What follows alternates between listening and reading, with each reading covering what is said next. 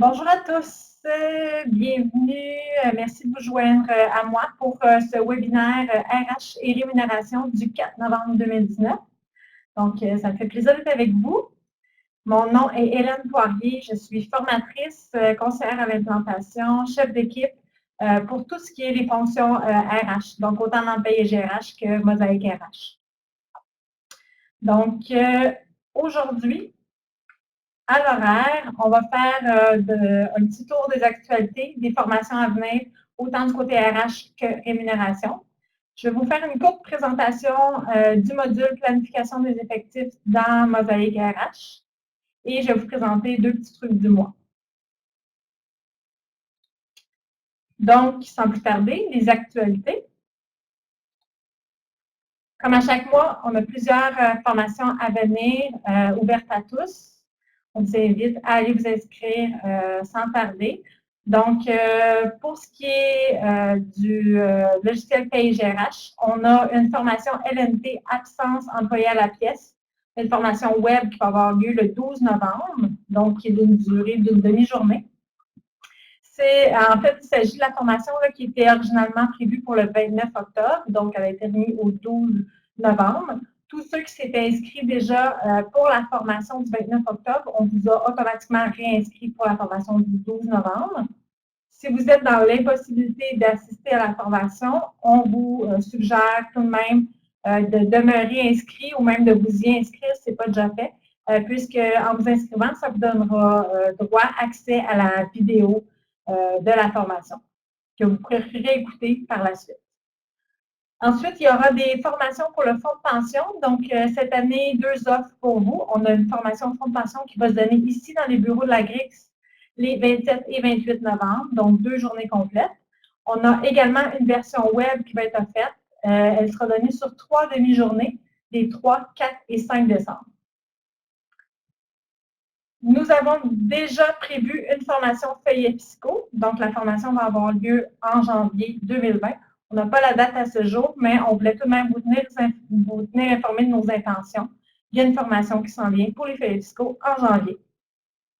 Pour remarquer que cette année, il n'y a pas de formation pour les calendriers de base. Donc, l'équipe de rémunération a pris la décision de ne pas offrir de formation. Cependant, l'équipe est disponible pour faire des consultations. Donc, si parmi vous, vous avez vous-même ou des équipiers ont besoin de formation, d'information, de consultation pour calendrier de base, c'est possible.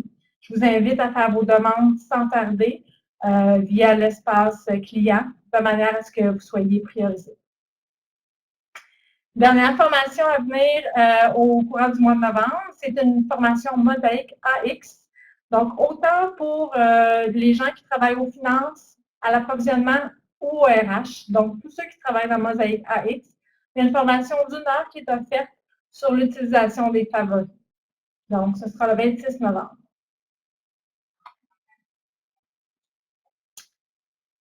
Sinon, au cours des derniers mois, en tout temps, la GRIX, au cours du mois de novembre, des mois qui vont venir aussi, en tout temps, donc, on offre des formations et des consultations personnalisées. Donc, ce sont les commissions scolaires, c'est vous qui communiquez avec nous via l'espace client pour nous faire part de vos besoins et on se déplace chez vous ou on fait des formations à distance. Donc, vous voyez ici affiché, il y a vraiment tous les sujets ou presque sont possibles dans la mesure où est-ce qu'on a des formateurs disponibles. Donc, ça nous fait plaisir là, de vous offrir de la formation personnalisée sur des contenus déjà existants ou même on peut adapter certains contenus pour vous. Si vous voulez voir la liste des formations possibles, donc des formations personnalisées, vous pouvez vous rendre sur le site de formation, donc formationgrix.ca. Et pour faire des demandes, que ce soit de formation ou de consultation, en tout temps, donc c'est via l'espace client grix.ca. Aujourd'hui, 4 novembre 2019, une date dont on vous parle depuis déjà un bout.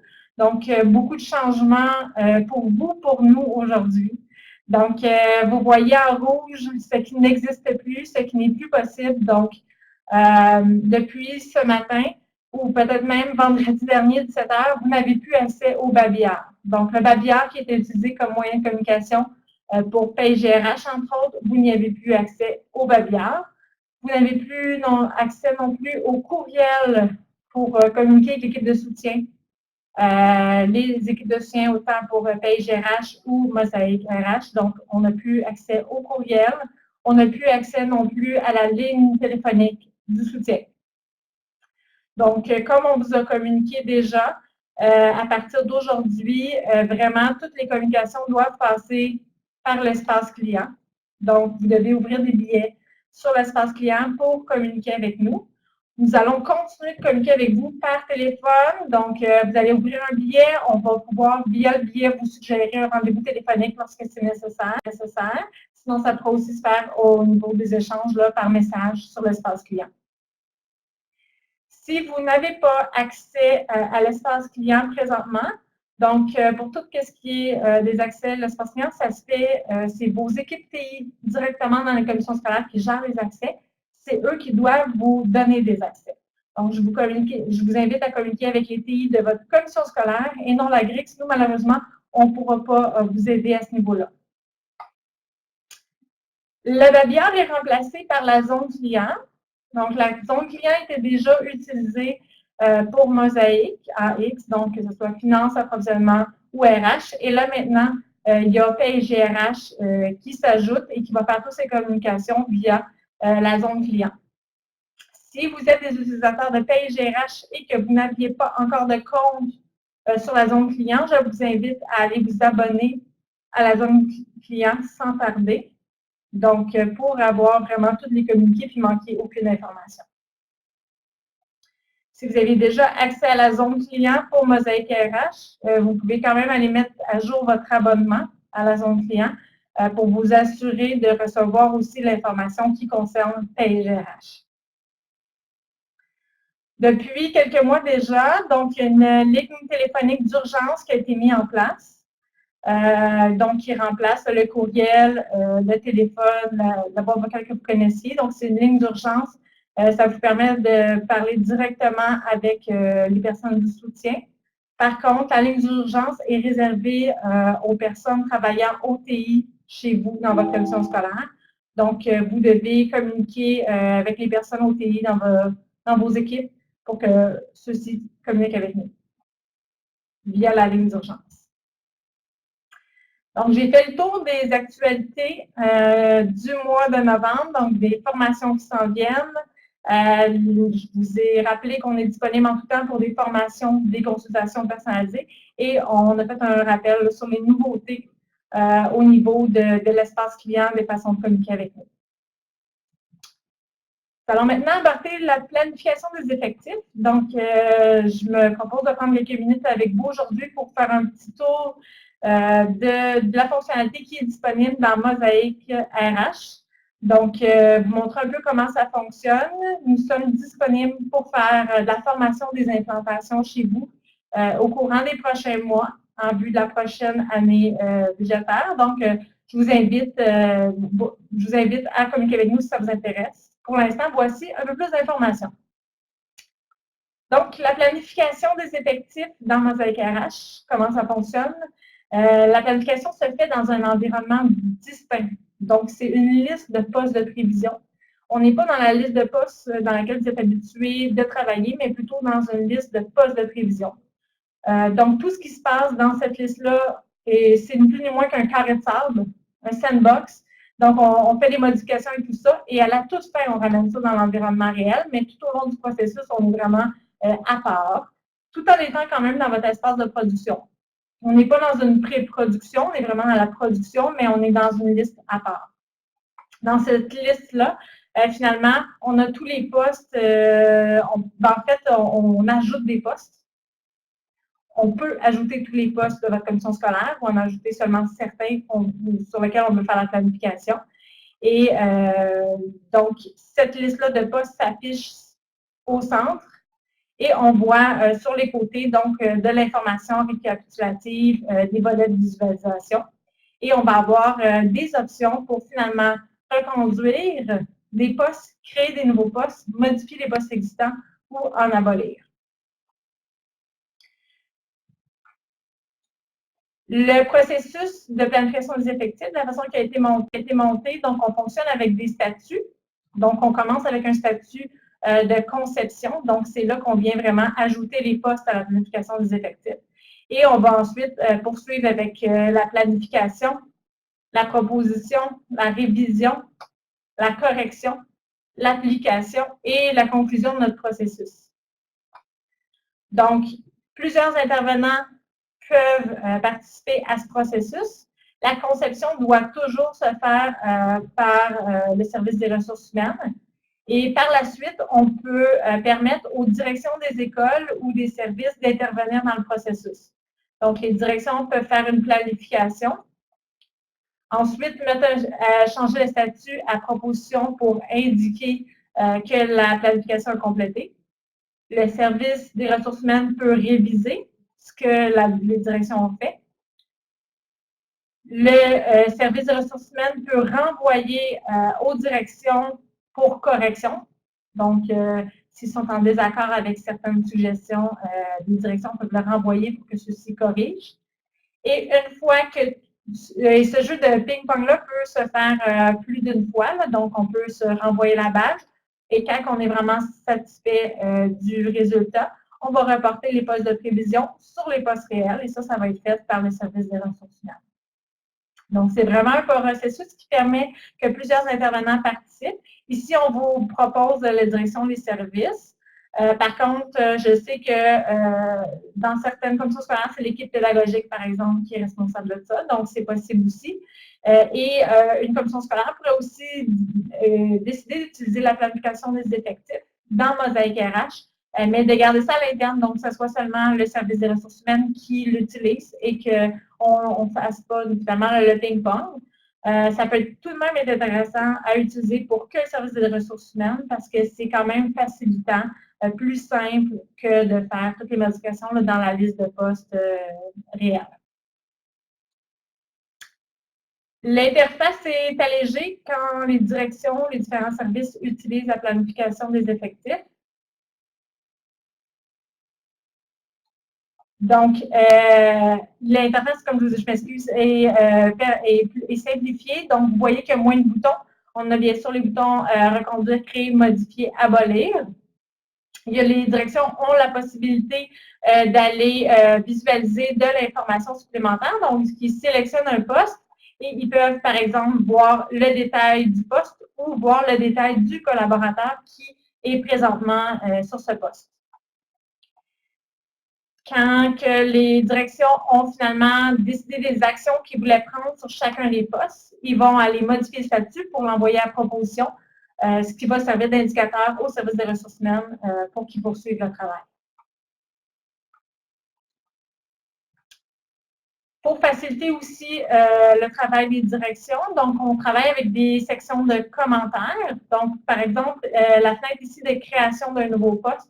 Donc, on a certains champs qui peuvent être complétés, mais si la direction souhaite ajouter des détails, elle va venir utiliser la fenêtre commentaires et ce sera au service des ressources humaines à venir vraiment adapter le poste là, selon les besoins. C'est la même chose au niveau de l'abolition ou la reconduction d'un poste. Donc, on a toujours la possibilité, la direction a toujours la possibilité de venir ajouter des commentaires. Et le réviseur ou la réviseur à la commission scolaire, au service des ressources humaines, peut aussi venir indiquer des commentaires de révision. Donc, tout est en place pour qu'il y ait une bonne communication à travers tous les intervenants.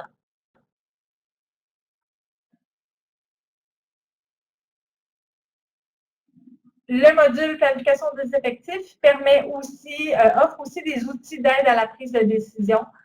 Donc, on a des tableaux récapitulatifs, par exemple, ici où est-ce qu'on peut voir tous les ETP par corps d'emploi. Donc, une fois toutes les actions là, entrées dans le système, on peut venir voir les ETP qui ont été abolis, créés et le total, donc, pour l'année à venir. Ces tableaux-là peuvent bien évidemment être exportés en Excel, servir de rapport. On peut avoir des rapports au niveau de l'ETP par corps d'emploi. On peut aussi avoir des rapports financiers, donc avec des données budgétaires qui auront été paramétrées là, au préalable.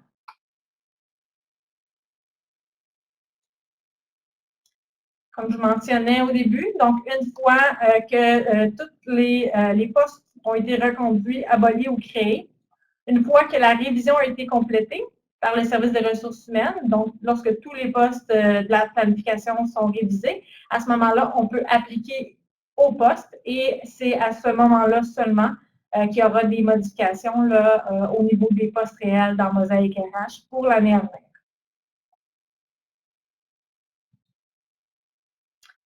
Donc, je vous ai fait une courte présentation de ce qu'on offre dans Mosaïque RH pour la planification des effectifs. Si c'est quelque chose qui vous intéresse, si vous voyez des bénéfices à l'implanter dans votre commission scolaire, donc je vous propose un petit peu là, la formule d'implantation qu'on vous suggère à la GRIX. Donc, il faut prévoir une planification, un suivi de projet avec vous. Donc, normalement, 2 heures en mode consultation devrait être suffisant. Il faut prévoir l'activation de la fonction par quelqu'un de notre équipe à la GRIX. Donc, encore là, l'activation de la fonction prend environ 2 heures de consultation. Ensuite, on a une étape facultative qui est le paramétrage financier. Donc, ce qu'il faut savoir, c'est qu'il y a déjà un paramétrage qui a été fait dans Mosaïque RH par l'équipe de développement. Donc, il y a déjà des données financières rattachées à chacun des postes. Par contre, donc, c'est pour cette raison que le paramétrage peut être facultatif. Par contre, si vous souhaitez avoir des données qui sont plus appropriées à votre commission scolaire, à ce moment-là, on vous suggère environ 2 heures de consultation qu'on fait en partenariat avec l'équipe des ressources humaines chez vous, mais également l'équipe des finances, où est-ce que là, on peut détailler un peu plus là, les valeurs budgétaires des postes. Ensuite, on vous propose une formation pour votre service des ressources humaines. Donc, c'est une formation d'une durée d'une demi-journée. Si vous souhaitez aller de l'avant et décentraliser, finalement, donner l'opportunité finalement à vos équipes de direction, de service, d'utiliser le module de planification des effectifs, à ce moment-là, on vous suggère des formations pour eux aussi. La formation, encore là, c'est environ une durée d'une demi-journée. Il y a un peu moins de contenu pour eux que pour le service des ressources humaines. Par contre, ce sont souvent des gens qui sont un peu moins familiers que Mosaïque RH. Donc, c'est important de vraiment prendre le temps avec eux, de leur expliquer qu'est-ce que c'est un poste, comment ça fonctionne et tout. Donc, c'est pour ça qu'on a gardé la même durée. Également, de prévoir un peu plus de temps, ça permet qu'ils puissent faire là, les travaux de planification des effectifs avec nous, donc en ayant notre soutien quand ils commencent du moins. On vous recommande, si c'est la première année que vous implantez la planification des effectifs, ou peut-être d'y aller avec un pilotage. Donc, un pilotage, ce qu'on veut dire, c'est peut-être de demander seulement qu'il y ait une direction de l'école primaire, une direction de l'école secondaire. Donc, pour la première année, qu'il y ait seulement que quelques personnes qui l'utilisent, ça peut être plus simple. Les autres directions pourraient envoyer, par exemple, leur changement à faire directement par courriel ou peu importe la façon que vous utilisiez avant et que le service des ressources humaines le fasse eux-mêmes. Donc, il peut y avoir un pilotage la première année où on peut aller directement à la formation. Là, c'est vraiment à votre convenance. Donc, j'ai fait le tour pour ce qui était de la planification des effectifs. Donc, si je ne me trompe pas, je crois que tout ça est à faire chez vous à l'hiver, donc à remettre, à présenter à vos conseils des commissaires. Donc, je vous invite, si c'est quelque chose qui vous intéresse, à communiquer avec nous rapidement pour qu'on puisse regarder notre agenda et prévoir du temps pour vous. C'est normalement, là, c'est un processus qui se fait sur quelques semaines, là, donc au niveau de la planification, l'activation, la formation. Et on va vous suggérer, là, comme tout bon projet, de faire de la communication avec vos équipes pour favoriser l'adhésion, une bonne gestion du changement. Je passe maintenant au truc du mois. Donc, j'ai 2 petits trucs pour vous cet après-midi. Le premier truc dans Pays GRH, donc, ça va être d'aller modifier vos préférences dans votre environnement. Et au niveau de Mosaïque AX, un petit truc, ça va être de modifier la barre d'état. Donc, la barre d'état, c'est la barre dans le bas de votre écran Mosaïque AX. On va modifier cette barre-là pour aller ajouter notamment l'environnement. Donc, on va afficher dans le bas sur la barre des états, dans le bas de l'écran, si on est en pré-production ou en production. Donc, quand on est en formation ou qu'on fait des tests, on va souvent en pré-production. Et c'est important d'avoir un petit indicateur, là, on est dans quel environnement pour ne pas faire de gaffe, comme on dit. Donc, au niveau de PIGRH, pour afficher les préférences de votre environnement, donc vous allez aller dans le menu Outils, Préférences, Environnement. Et là, vous allez avoir la fenêtre Environnement qui va s'afficher. Au niveau de l'environnement en tant que tel, donc l'onglet Environnement, ce qui peut être intéressant pour vous, donc ça peut être de décider si vous voulez une confirmation, par exemple, ou pas quand vous faites la sauvegarde. Également, ici, c'est coché pour que automatiquement la position des fenêtres quand on ferme PIGRH, donc ça se sauvegarde et ça permet que toujours les mêmes fenêtres se réouvrent quand on réouvre PIGRH. On aurait la possibilité de réinitialiser si on veut que ce soit des fenêtres différentes là, qui s'affichent à la prochaine ouverture.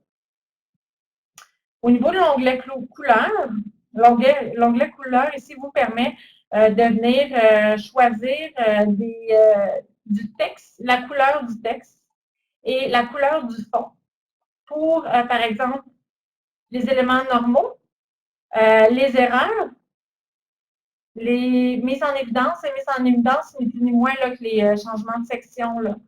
Donc, le découpage des sections, là, quand vous êtes par exemple dans la gestion des postes ou candidature, peu importe le module, là, donc il y a des changements de section qui sont en bleu comme ça normalement.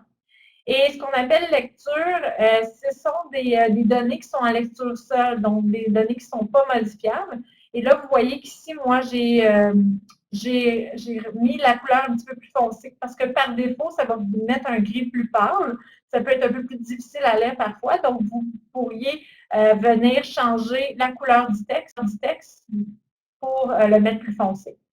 Donc, pour changer un des 4 éléments du haut, je viens, un des 3, pardon, il y en a 3 qui sont modifiables. Donc, je viens les sélectionner ici dans le menu item. Donc, je vais sélectionner l'erreur, la mise en évidence ou la lecture seulement.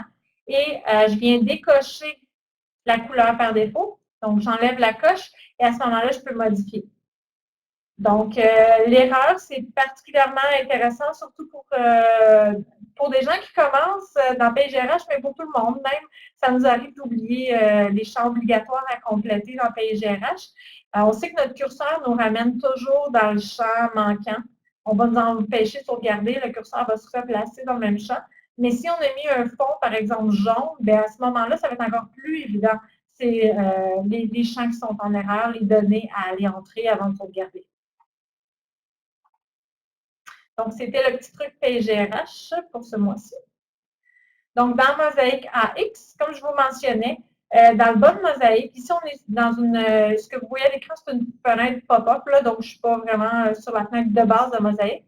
Mais sur la fenêtre de base de Mosaïque, dans le bas, j'ai une barre d'état. Et ce qui pourrait être intéressant, c'est qu'il soit indiqué dans la barre d'état si je suis en production ou en pré-production. Pour ce faire, vous allez dans le menu Fichier, ensuite le sous-menu Outils et puis Options. La fenêtre d'options va s'afficher. Vous allez vous cliquer sur Barre d'état.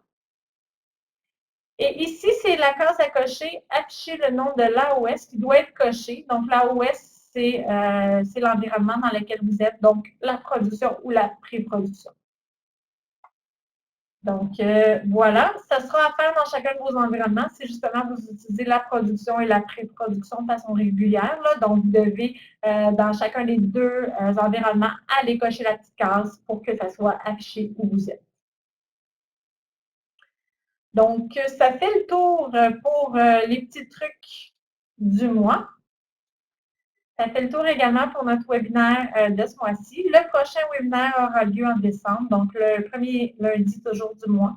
Donc, lundi, le 2 décembre à 14 h. Je vous remercie beaucoup d'avoir assisté au webinaire. Je demeure disponible là, pour les prochaines 5 minutes. S'il y en a parmi vous qui ont des questions par rapport à ce qui a été discuté aujourd'hui ou tout autre sujet, là, ça me fera plaisir. Sinon, je vous souhaite une belle fin d'après-midi. Et moi ou un ou une de mes collègues, on vous reparle le mois prochain. Bonne journée.